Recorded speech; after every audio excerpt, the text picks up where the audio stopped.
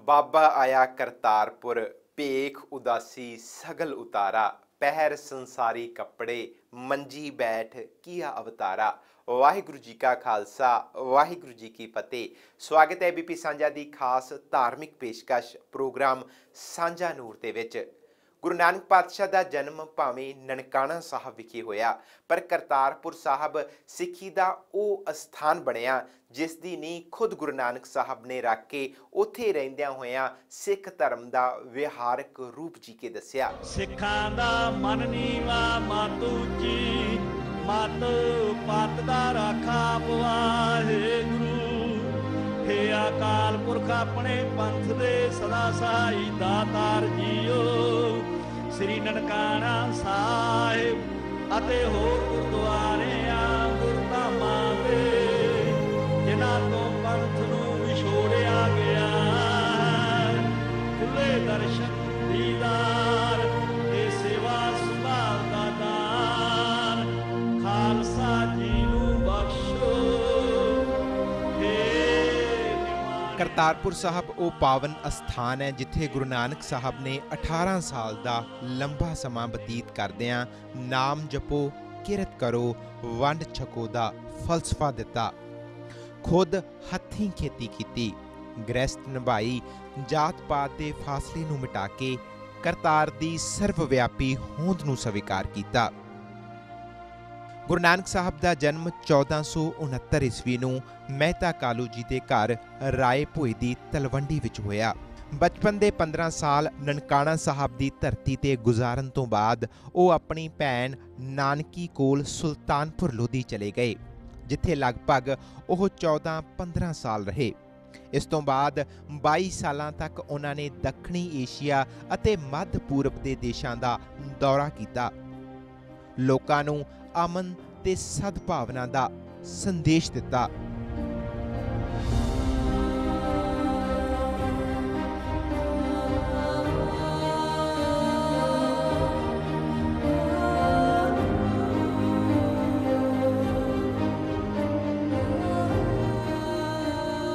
गुरु नानक साहब का सौरा पिंड पखोके ते उन्हां दे सौरा साहब का नाम मूल चंद सी। वो भी किते वजों पटवारी ही सन। अपनी सुपत्नी माता सुलखणी अते बच्चियां करके गुरु साहब का पखोके आउणा जाना सी। कहा जाता है कि इस पिंड के वसनीक अजिते रंधावे ने रावी दरिया नाल लगदी कुछ जमीन उन्हां नूं दान विच दित्ती सी अते इस कारण उस पासे गुरु नानक देव जी अते भाई मरदाना जी का आउणा जाना वध गया। उत्थे उन्होंने एक छोटी जही रहाइश बना के 1522 विच अपने माता पिता ते बच्चियां नूं भी लै आंदा सी। करतारपुर साहिब के हम उस मुकाम पर पहुंच गए हैं जहां से भारत की सरहद नज़र आती है, और ये करतारपुर साहिब गुरुद्वारे के सबसे ऊपर वाली मंजिल है, जहां पर गुरुद्वारा साहिब के गुंबद, अगर हम बात करें भारत के गुरदासपुर के डेरा बाबा नानक से, तो ये दिखाई देते हैं। और ये आपने अक्सर जो दूरबीन लगा हुआ मंच है, उस दूरबीन से जो तस्वीरें आपने देखी हैं, वो तस्वीरें गुरुद्वारा साहिब के यहाँ के दर्शन करवाती हैं। और इन्हीं दर्शनों के लिए भारत में भारी भीड़ जुटती है डेरा बाबा नानक में, जहाँ पर बीएसएफ ने फेंसिंग पर दूरबीन लगाई है। और ये दूरबीन 2008 में स्थापित की गई थी, क्योंकि सिखों की ये श्रद्धा थी कि करतारपुर साहिब में जो सुबह और शाम को कीर्तन होता है, जो शब्द उच्चारण होता है, वो उनके कानों तक सुनाई पड़ता है, तो वो एक दीदार भी करना चाहते हैं। इसलिए वो दूरबीन स्थापित की गई, क्योंकि वहाँ से कोई रास्ता करतारपुर साहिब के लिए निकलने की तब कोई योजना नहीं थी। इसीलिए उस दूरबीन से बहुत सी सिख संगत रोजाना यहाँ दरबार साहब के दर्शन करती थी। अब ये वो इलाका है, हालांकि आज शाम ज़्यादा हो चुकी है और धुंध होने के कारण रावी नदी का तटबंध है खेतों के आगे, जहाँ से भारत की दूरी तकरीबन 2.5 किलोमीटर है। किरत करो, नाम जपो, वंड छको, ये गुरु नानक देव जी ने करतारपुर साहिब की धरती पर ही ये उपदेश दिया था। इस उपदेश के साथ साथ सिखों के दूसरे गुरु श्री अंगद देव जी को यही उन्होंने उनके साथ कई वैचारिक उन्होंने सांझ रखी, उन्होंने वैचारिक तौर पर उनकी देखा कि क्षमता को देखा कि कहीं ये इस गद्दी के लायक हैं भी या उनको दूसरा गुरु स्थापित करना है, इस लायक हैं भी या नहीं। यहीं उनके कई तरह से उन्होंने इम्तिहान भी लिए और जब श्री गुरु अंगद देव जी उन इम्तिहानों में पास हुए तो ये तय हुआ कि गुरु नानक देव जी के बाद गुरु अंगद देव जी सिखों के दूसरे गुरु होंगे। लोग यहाँ पर गुरु नानक देव जी की शिक्षाओं के लिए आते हैं। कहते हैं कि ये सारी ज़मीन बियाबान हुआ करती थी। एक रंधावा समुदाय के एक अमीर शख्स ने बाबा जी को ये ज़मीन दी। बाबा जी ने करतारपुर शहर बसाया, बाबा जी ने ये नगर बसाया, यहाँ पर आसपास उन्होंने खेती की और यहीं उन्होंने 52 साल की उम्र के बाद अपना गृहस्थ जीवन जिया।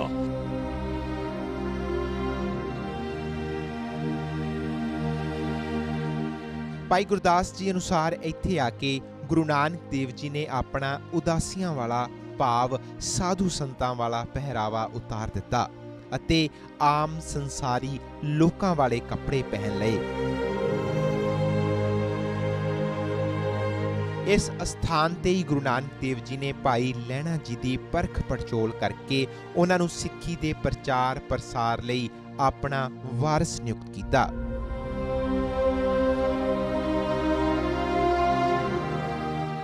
ਉਹਨਾਂ ਨੂੰ ਅੰਗਦ ਦਾ ਨਾਂ ਦਿੱਤਾ ਜੋ ਸਿੱਖ ਪੰਥ ਦੇ ਦੂਜੇ ਗੁਰੂ ਸ੍ਰੀ ਗੁਰੂ ਅੰਗਦ ਦੇਵ ਜੀ ਬਣੇ।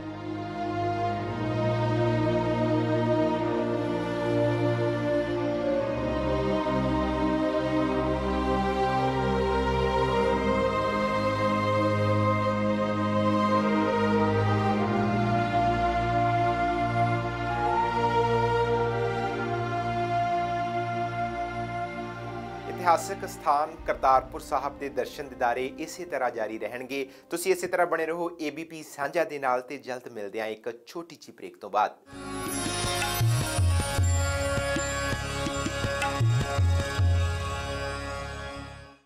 ਮੌਜੂਦਾ ਸਥਿਤੀ ਦੀ ਜੇਕਰ ਗੱਲ ਕਰੀਏ ਤਾਂ ਰਾਵੀ ਦਰਿਆ ਦੀ ਮਾਰ ਕਾਰਨ ਕਰਤਾਰਪੁਰ ਸਾਹਿਬ ਵਿਖੇ ਪਿੰਡ ਨਹੀਂ ਰਿਹਾ ਤੇ ਰਾਵੀ ਦਰਿਆ ਦਾ ਜ਼ਿਆਦਾ ਹਿੱਸਾ ਭਾਰਤ ਵਾਲੇ ਪਾਸੇ ਚਲ ਗਿਆ।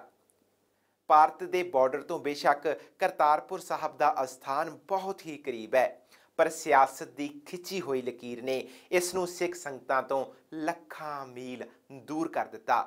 ਅੱਜ ਵੀ ਜੇਕਰ ਡੇਰਾ ਬਾਬਾ ਨਾਨਕ ਵਿਖੇ ਰਹਿਰਾ ਸਾਹਿਬ ਦਾ ਪਾਠ ਹੁੰਦਾ ਏ ਤਾਂ ਉਸ ਦੀ ਆਵਾਜ਼ ਬਹੁਤ ਹੀ ਆਸਾਨੀ ਨਾਲ ਇੱਧਰ ਸੁਣੀ ਜਾ ਸਕਦੀ ਹੈ। ਪ੍ਰਗਟ ਪਏ ਸਗਲੇ ਜੁਗ ਅੰਤਰ, ਪ੍ਰਗਟ ਪਏ ਸਗਲੇ ਜੁਗ ਅੰਤਰ, ਗੁਰੂ ਨਾਨਕ ਕੀ ਵਡਿਆਈ। ਇਤਿਹਾਸ ਅਨੁਸਾਰ ਕਰਤਾਰਪੁਰ ਦੇ ਇਸੇ ਅਸਥਾਨ ਤੇ ਗੁਰੂ ਨਾਨਕ ਦੇਵ ਜੀ ਨੇ ਖੇਤੀਬਾੜੀ ਕਰਨੀ ਆਰੰਭ ਦਿੱਤੀ ਅਤੇ ਵੱਡੀ ਗਿਣਤੀ ਵਿੱਚ ਸੰਗਤਾਂ ਦੂਰੋਂ ਨੇੜਿਓਂ ਇੱਥੇ ਆਉਣ ਲੱਗ ਪਈਆਂ। ਸੁਬਹ ਸਵੇਰੇ ਗੁਰੂ ਨਾਨਕ ਦੇਵ ਜੀ ਤੇ ਭਾਈ ਮਰਦਾਨਾ ਜੀ ਬਾਣੀ ਦਾ ਕੀਰਤਨ ਕਰਦੇ ਤੇ ਉਸ ਤੋਂ ਬਾਅਦ ਖੇਤੀਬਾੜੀ ਦੇ ਕੰਮ ਵਿੱਚ ਰੁੱਝ ਜਾਂਦੇ ਸਨ।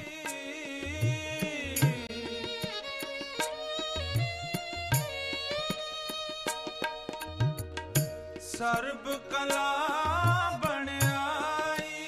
ਹੌਲੀ ਹੌਲੀ ਇਸ ਨਗਰ ਦੀ ਆਬਾਦੀ ਵਧਣ ਲੱਗ ਪਈ ਤੇ ਕੁਝ ਸੰਗਤਾਂ ਪੱਕੇ ਤੌਰ ਤੇ ਗੁਰੂ ਸਾਹਿਬ ਨਾਲ ਇਸ ਸਥਾਨ ਤੇ ਰਹਿਣ ਲੱਗ ਪਈਆਂ। ਸਗਲੇ ਜੁਗ ਅੰਤਰ, ਪ੍ਰਗਟ ਪਏ ਸਗਲੇ ਜੁਗ ਅੰਤਰ।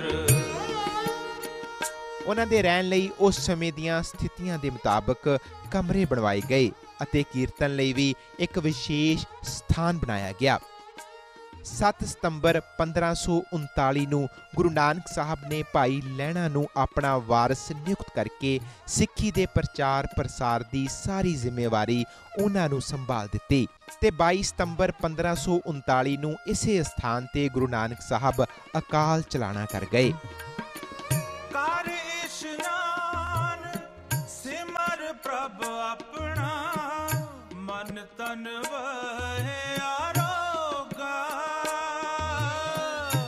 श्री करतारपुर साहिब का ये गुरुद्वारा साल 2000 तक बंद रहा, यानी जब से भारत और पाकिस्तान का विभाजन हुआ 1947 से इसे बंद कर दिया गया था और 2000 तक ये गुरुद्वारा यूं ही बंद रहा। लेकिन यहाँ पर गुरु नानक देव जी की हर याद उसी तरह से सहेज कर रखी गई है।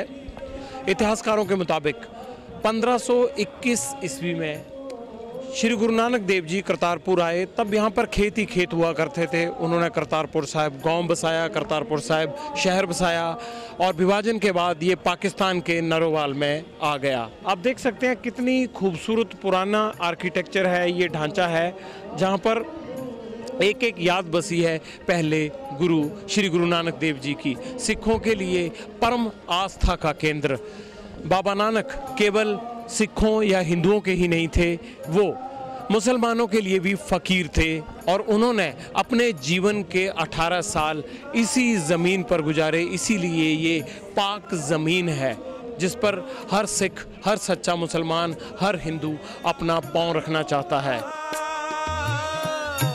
ਗੁਰੂ ਨਾਨਕ ਸਾਹਿਬ ਦੇ ਜੋਤੀ ਜੋਤ ਸਮਾਉਣ ਤੋਂ ਬਾਅਦ ਉਹਨਾਂ ਦੇ ਹਿੰਦੂ ਅਤੇ ਮੁਸਲਮਾਨ ਸ਼ਰਧਾਲੂਆਂ ਵਿੱਚ ਅੰਤਮ ਸੰਸਕਾਰ ਸੰਬੰਧੀ ਵਿਵਾਦ ਪੈਦਾ ਹੋ ਗਿਆ। ਹਿੰਦੂ ਉਹਨਾਂ ਦੀ ਦੇਹ ਆਪਣੇ ਰੀਤੀ ਰਿਵਾਜ਼ਾਂ ਅਨੁਸਾਰ ਸੰਸਕਾਰ ਕਰਨਾ ਚਾਹੁੰਦੇ ਸਨ, ਜਦਕਿ ਮੁਸਲਮਾਨ ਸ਼ਰਧਾਲੂ ਉਹਨਾਂ ਨੂੰ ਇਸਲਾਮਿਕ ਢੰਗ ਤਰੀਕੇ ਅਨੁਸਾਰ ਦਫਨਾਉਣਾ ਚਾਹੁੰਦੇ ਸਨ। ਪ੍ਰਗਟੇ ਵਾਲੇ ਸੰਜੋਗਾ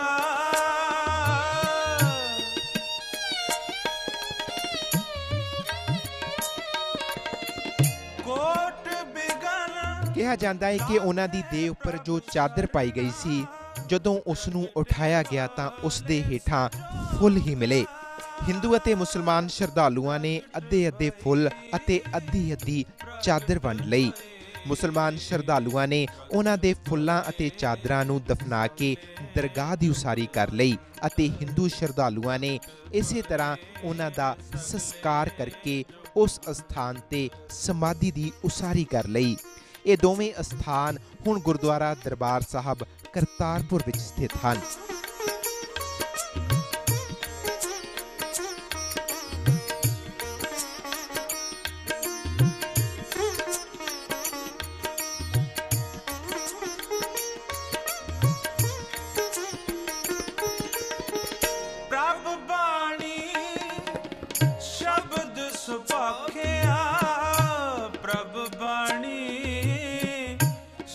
गुरुद्वारा करतारपुर साहिब से पहले ये वो जगह है जहाँ पर मुस्लिम भाईचारे ने श्री गुरु नानक देव जी के पार्थिव शरीर को दफनाया था। इसलिए शायद ये इकलौता गुरुद्वारा होगा जहाँ पर गुरु साहिब और उनकी समाध को अगल बगल में जगह दी गई है, क्योंकि मुस्लिम भाईचारा भी उन्हें अपना फ़कीर, उन्हें अपना पीर मानता था। इसलिए वो चाहते थे कि उनका अंतिम संस्कार दफनाया जाना चाहिए, उनको सुपुर्दे खाक किया जाना चाहिए। लेकिन विवाद के चलते जब गुरु साहिब ने खुद अपना शरीर छोड़ा और वो जिस तरीके से उनकी देह गायब हुई, उसके बाद दोनों को समझ में आया और दोनों ने इस जगह पर गुरुद्वारा बना और इस जगह पर ये समाध बनाई गई और इस समाध में वो फूल और वो चादर का हिस्सा दफन किया गया जो मुस्लिम भाईचारे के हिस्से आया, और जो सिख भाईचारे के हिस्से आया वो इस जगह पर गुरुद्वारे के रूप में सुशोभित है। पहले संगत जो गुरुद्वारा साहिब में जाने के लिए आती है वो इस समाधि के दर्शन करती है और इस दर्शन के बाद फिर आगे गुरुद्वारा साहिब में माथा टेका जाता है। और इस अलौकिक भूमि तक पहुंचने के लिए, इस पवित्र भूमि तक पहुंचने के लिए सिख धर्म के लोग ही नहीं, मुसलमान भी बड़ी आस्था रखते हैं और बड़े मन से यहाँ पहुँचते हैं।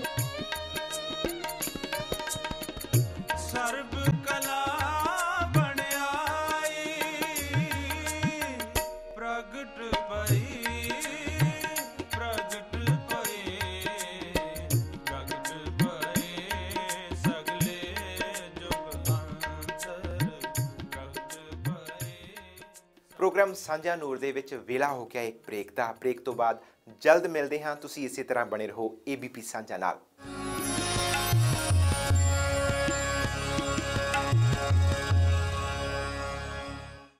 ਸਿੱਖਾਂ ਦੀ ਸਿਰਮੌਰ ਸੰਸਥਾ ਸ਼੍ਰੋਮਣੀ ਗੁਰਦੁਆਰਾ ਪ੍ਰਬੰਧਕ ਕਮੇਟੀ ਵੱਲੋਂ ਬੇਸ਼ੱਕ ਹਰ ਸਾਲ ਵਿਛੜੇ ਗੁਰਧਾਮਾਂ ਦੇ ਦਰਸ਼ਨ ਦਿਦਾਰੇ ਕਰਵਾਉਣ ਦੇ ਮੰਤਵ ਨਾਲ ਸਿੱਖ ਸ਼ਰਧਾਲੂਆਂ ਦਾ ਜਥਾ ਪਾਕਿਸਤਾਨ ਭੇਜਿਆ ਜਾਂਦਾ ਹੈ, ਪਰ ਮਿਥੀ ਹੋਈ ਗਿਣਤੀ ਕਾਰਨ ਬਹੁਤ ਸਾਰੇ ਸਿੱਖ ਸ਼ਰਧਾਲੂ ਇਹਨਾਂ ਦਰਸ਼ਨਾਂ ਤੋਂ ਵਾਂਝੇ ਰਹਿ ਜਾਂਦੇ ਹਨ। ਜੇਕਰ ਕਰਤਾਰਪੁਰ ਸਾਹਿਬ ਦਾ ਲਾਂਘਾ ਖੁੱਲ੍ਹਦਾ ਹੈ ਤਾਂ ਗੁਰੂ ਨਾਨਕ ਪਾਤਸ਼ਾਹ ਦੇ ਇਸ ਇਤਿਹਾਸਕ ਅਸਥਾਨ ਦੇ ਦਰਸ਼ਨ ਦਿਦਾਰੇ ਬਹੁਤ ਹੀ ਆਸਾਨੀ ਨਾਲ ਹੋਇਆ ਕਰਨਗੇ। ਸਿੱਖਾਂ ਦਾ ਮਨ ਨੀਵਾ ਮਤ ਉੱਚੀ, ਮਤ ਪਤ ਦਾ ਰਾਖਾ ਵਾਹਿਗੁਰੂ। ਹੇ ਅਕਾਲ ਪੁਰਖ ਆਪਣੇ ਪੰਥ ਦੇ ਸਦਾ ਸਹਾਈ ਦਾਤਾਰ ਜੀਓ। ਸ੍ਰੀ ਨਨਕਾਣਾ ਸਾਹਿਬ ਅਤੇ ਹੋਰ ਗੁਰਦੁਆਰਿਆਂ ਗੁਰਧਾਮਾਂ ਦੇ ਜਿਨ੍ਹਾਂ ਤੋਂ ਪੰਥ ਨੂੰ ਵਿਛੋੜਿਆ ਗਿਆ, ਖੁੱਲੇ ਦਰਸ਼ਨ ਦੀਦਾਰ ਤੇ ਸੇਵਾ ਸੰਭਾਲ ਦਾ ਦਾਨ ਖਾਲਸਾ ਜੀ ਨੂੰ ਬਖਸ਼ੋ। ਹਰ ਸਾਲ 4 ਇਤਿਹਾਸਕ ਦਿਹਾੜੇ ਮਨਾਉਣ ਲਈ ਸਿੱਖ ਸੰਗਤਾਂ ਪਾਕਿਸਤਾਨ ਦੇ ਵਿੱਚ ਜਾਂਦੀਆਂ ਨੇ, ਜਿਸ ਦੇ ਵਿੱਚ ਵਿਸਾਖੀ, ਸ਼ਹੀਦੀ ਦਿਹਾੜਾ ਪੰਚਮ ਪਾਤਸ਼ਾਹ ਸਾਹਿਬ ਸ੍ਰੀ ਗੁਰੂ ਅਰਜਨ ਦੇਵ ਜੀ, ਬਰਸੀ ਮਹਾਰਾਜਾ ਰਣਜੀਤ ਸਿੰਘ ਅਤੇ ਗੁਰੂ ਨਾਨਕ ਦੇਵ ਜੀ ਦਾ ਪ੍ਰਕਾਸ਼ ਦਿਹਾੜਾ ਸ਼ਾਮਲ ਹੈ।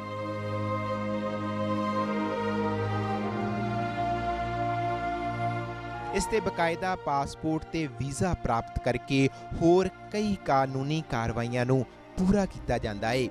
ਵੱਡੀ ਗਿਣਤੀ ਵਿੱਚ ਸੰਗਤਾਂ ਕਾਗਜ਼ੀ ਕਾਰਵਾਈ ਦੀ ਉਲਝਣਾ ਕਰਕੇ ਗੁਰਦੁਆਰਾ ਸਾਹਿਬ ਦੇ ਦਰਸ਼ਨ ਕਰਨ ਤੋਂ ਵਾਂਝੀਆਂ ਰਹਿ ਜਾਂਦੀਆਂ ਨੇ।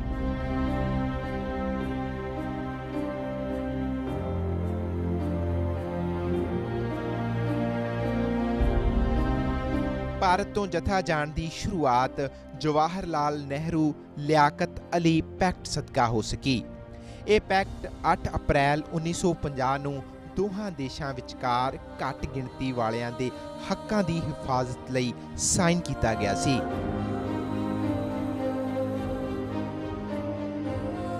ਇਸ ਪੈਕਟ ਤਹਿਤ ਹੀ ਹਰ ਸਾਲ 4 ਮੌਕਿਆਂ ਤੇ 3000 ਸੰਗਤਾਂ ਨੂੰ ਪਾਕਿਸਤਾਨ ਜਾਣ ਦੀ ਇਜਾਜ਼ਤ ਦੇਣਾ ਸ਼ਾਮਲ ਹੈ।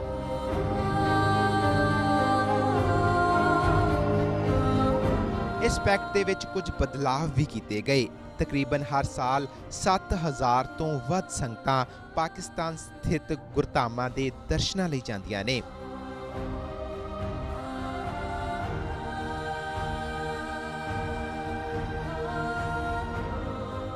ਇਹ ਜਥੇ ਸ਼੍ਰੋਮਣੀ ਗੁਰਦੁਆਰਾ ਪ੍ਰਬੰਧਕ committee, Delhi Sikh Gurdwara management committee ਸਮੇਤ 6 ਕਮੇਟੀਆਂ ਵੱਲੋਂ ਭੇਜੇ ਜਾਂਦੇ ਨੇ।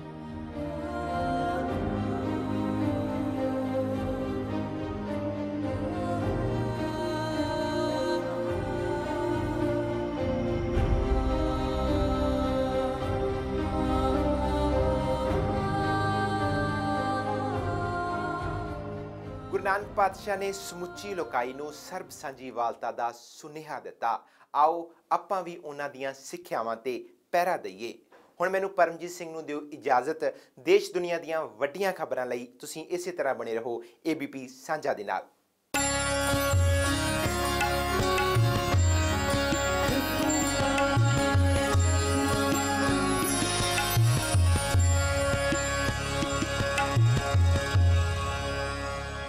ਤੁਸੀਂ ਵੇਖ ਰਹੇ ਹੋ ABP ਸਾਂਝਾ, ਜੋਸ਼, ਜਜ਼ਬਾ, ਜਨੂਨ।